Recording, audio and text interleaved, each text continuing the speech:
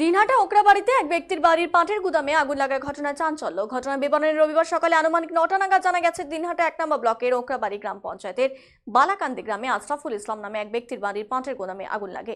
আগুনের ধোঁয়া দেখে পাড়া প্রতিবেশী আগুন নেভানোর কাজে বিষয়ে খবর দেওয়া হয় দিনহাটা দমকল কেন্দ্রে। কিছুক্ষণের মধ্যে দমকলের একটি ইঞ্জিন ও দমকল কর্মীরা ঘটনাস্থলে পৌঁছায় এবং বেশ কিছুক্ষণের চেষ্টা চালিয়ে আগুন নিয়ন্ত্রণে নিয়ে আসে।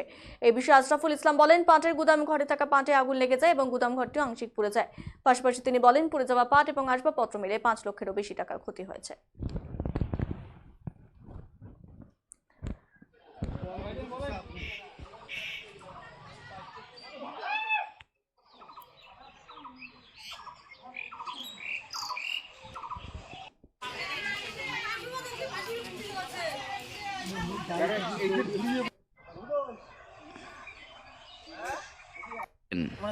মানে আজকে সকাল ৯টার দিকে আনুমানিক এরকম সময় হবে।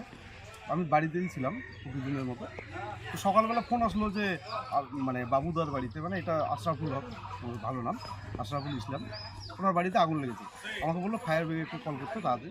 তো তৎক্ষণাৎ আমি ফায়ার ব্রিগেডকে কল করি এবং ফায়ার ব্রিগেড চলেও আসে সময় মতো, আমিও চলে আসি। এবং তার আগে ফায়ার ব্রিগেড আসার আগেই এলাকার মানুষ, তারা যেহেতু সবাই ওই সময়টা বাড়িতেই ছিল, অনেকেই চেষ্টা করেছে, মানে জল দিয়ে নেভানোর চেষ্টা করেছে, কিছুটা নিয়ন্ত্রণে আসছে। তারপরে ফায়ার ব্রিগেড এসে বাকিটা রেস্কিউ করেছে।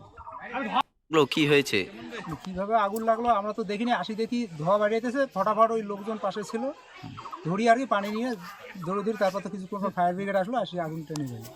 কত ক্ষতি হয়েছে, কি ছিল সেখানে?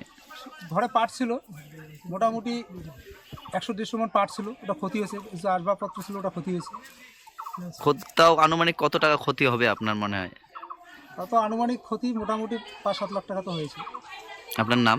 আশরাফুল ইসলাম, আপনার বাড়ি? বালাকান্দি। না